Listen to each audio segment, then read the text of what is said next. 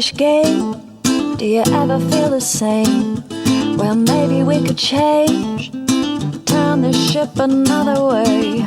Feel it in the darkness, we're sailing right into those jagged cliffs. Yeah. Some say we've always been insane. Hey, life's a foolish game. Simple equation, running closed system. Natural world gone missing, plus all our CO2 emissions equals degradation. Waste and shifts and mass extinction. Le forçage. Dans la grande plaine, la chasse infernale n'a rien perdu de son intensité. 10 fois, Nam a pris le tride. 10 fois, le cerf est parvenu à s'éclipser, tantôt derrière une colline, tantôt dans des futaies plus épaisses, parfois même en mettant entre lui et ses poursuivants une distance assez grande. 10 fois, les loups ont repris la trace, conduisant les hommes jusqu'à la vue. Nam et ses frères, bien que tenaces et patients comme le sont les donzes, finissent par douter de leur succès final. La fatigue gagne les hommes, les loups sont au bord de l'épuisement, et seuls les encouragements rageurs de Deng les maintiennent sur la piste. Les loups suivent la piste, les hommes suivent les loups, profitant de ce répit pour récupérer un peu d'énergie, quand soudain, parvenu au bord d'un petit promontoire, le loup-pisteur s'arrête et tous les autres après lui. Les hommes sont atterrés. Une fois encore, les loups ont perdu la trace. Sont-ils à la poursuite d'un cerf ou d'un diable qui a pris l'apparence d'un cerf? Un cerf qui ne serait pas diable, à ce stade de la course, n'aurait plus assez d'énergie pour distancer les loups.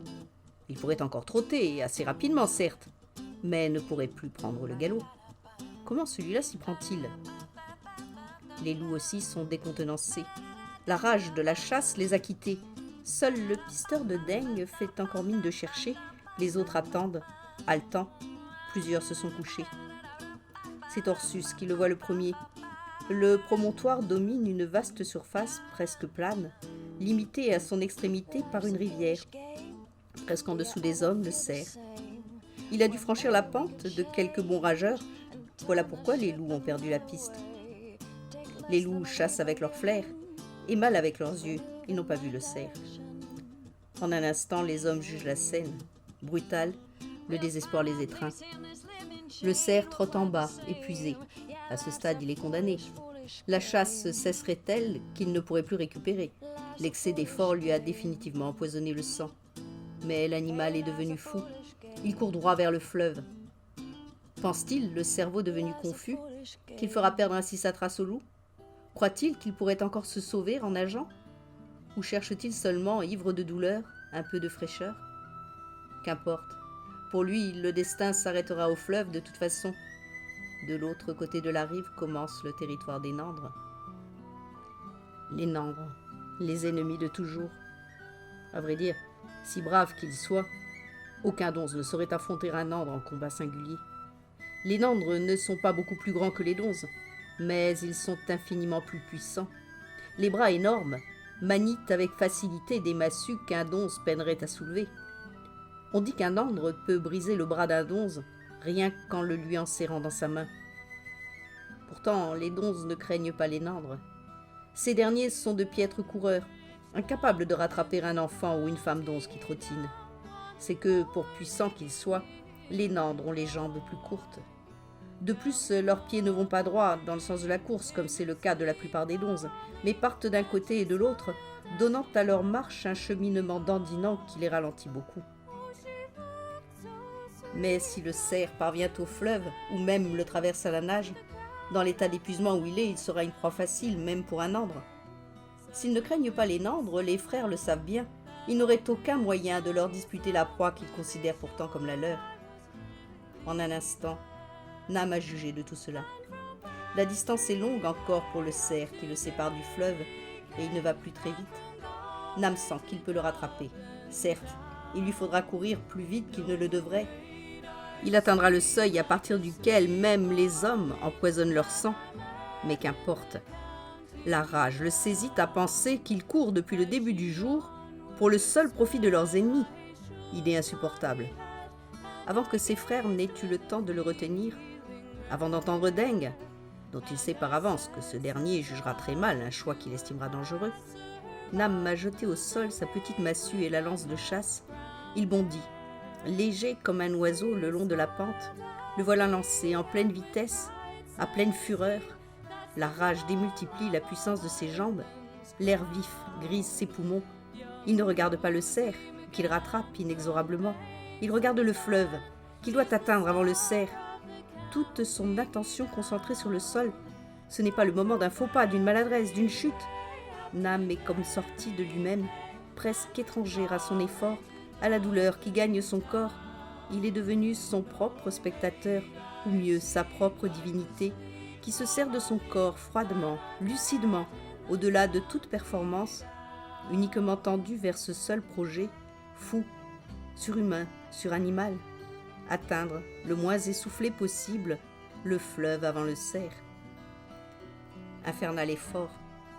Nam est entré dans un univers impitoyable, au sein duquel l'espace et le temps semblent possédés par une lucidité qui leur confère une sorte de transparence glaçante. Il voit Ung et Ursus courir sur sa droite, barrant la route vers un bois situé plus loin, s'il prenait fantaisie au poursuivi de s'y diriger. Il sent Deng derrière lui, presque sur ses talons, devançant les loups, mais gardant une allure qui lui permet d'équilibrer sa respiration, prête à lui porter secours. Il voit nettement, de l'autre côté de la rive, apparaître deux nandres qui, lourdement appuyés sur leur massue, contemplent la chasse. La solidarité de ses frères, la haine pour les nandres, décuple ses forces, il accélère encore. Maintenant, il est à quelques pas du cerf, qu'il entend haleter lourdement, puis à ses côtés. Épuisés, tendus en un effort monstrueux, l'homme et la bête courent côte à côte. Nam dépasse le cerf, il est devant lui, il lui barre la route du fleuve.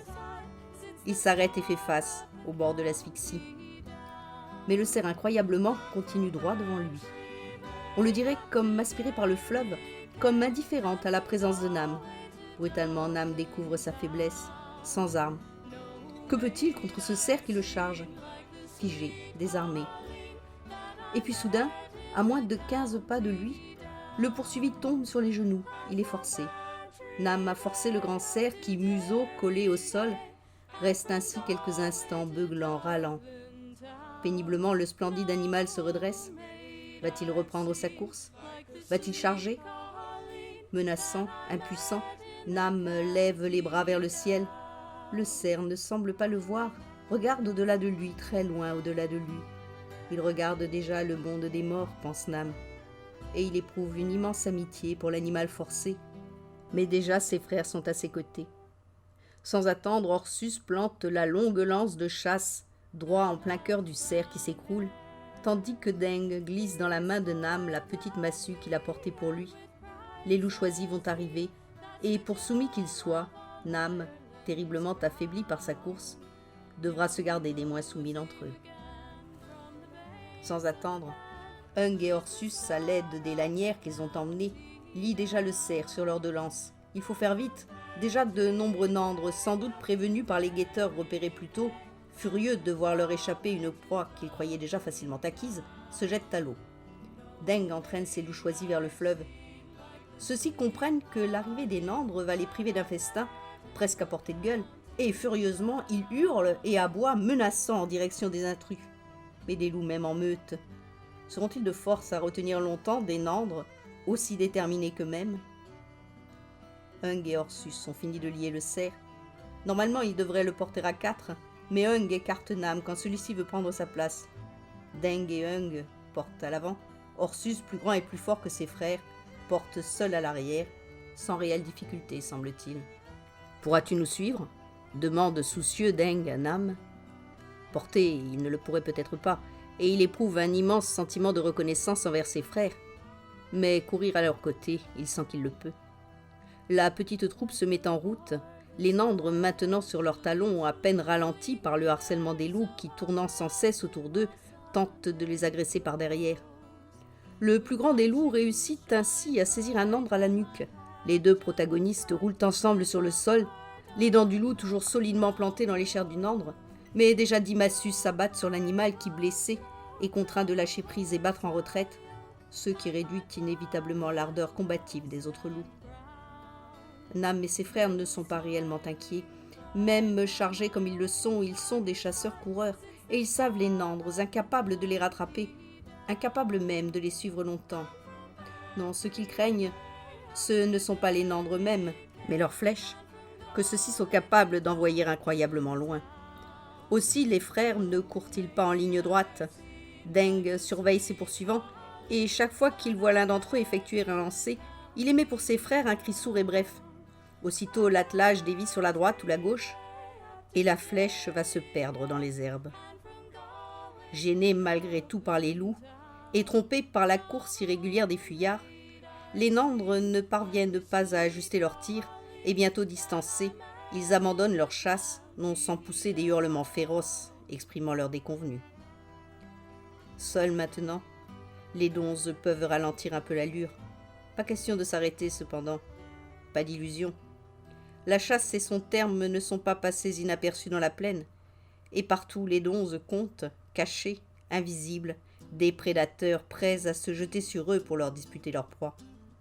La présence de Nam affaiblie, ce que tous les animaux de la nature lisent sans la moindre hésitation, ajoute encore à leur appétit. Tout courant, Deng appelle ses loups et les lance devant lui. Les fauves cachés à les attendre dans les hautes herbes, les hommes ne peuvent ni les voir ni les sentir, mais les loups si. Protègent-ils les hommes ou défendent-ils le festin promis? Qu'importe. Qu'ils détectent un intrus à l'affût, ils préviendront. La nuit n'est plus très loin quand ils parviennent enfin à la protection du village, où ils sont attendus avec angoisse. Nam est immédiatement conduit chez Sheng, qui s'occupera, à l'aide de tisanes de plantes connues de lui seul, d'éliminer du corps du coureur les toxines qui l'empoisonnent. À la lumière de la lune, le cerf est dépecé, ses morceaux distribués aux familles du village, ses entrailles partagées par Deng entre ses loups choisis. Ceux-ci sont à ce point épuisés que c'est à peine s'ils parviennent à manger, tandis que les donzes, eux, à la lueur de leur feu, font joyeusement ripaille. Braves animaux, pense Deng, en regardant ses loups épuisés. Ils ont trouvé le cerf, n'ont eu de cesse de suivre et retrouver sa trace. Ils ont affronté les nandres, puis protégé les hommes pendant toute la durée du retour. Braves humains, pense son loup-pisteur. Ils se sont laissés guider jusqu'au gibier, ils l'ont forcé à la course, ce que nous n'aurions pas pu faire seuls, puis l'ont rapporté pour nous jusqu'à la sécurité du village. Quelque part dans la nuit, la déesse sourit apaisée. Le pacte a produit un moment de paix entre ses enfants.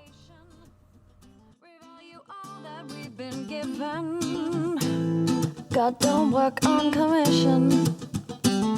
We make up one big breathing chain. We're quite the same. Hey, life's a foolish, foolish game.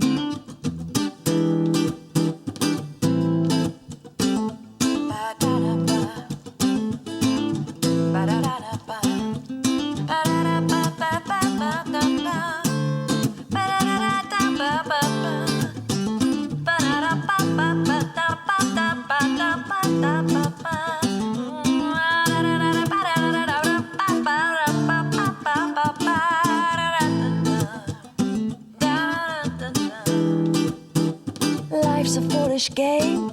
Do you ever feel the same?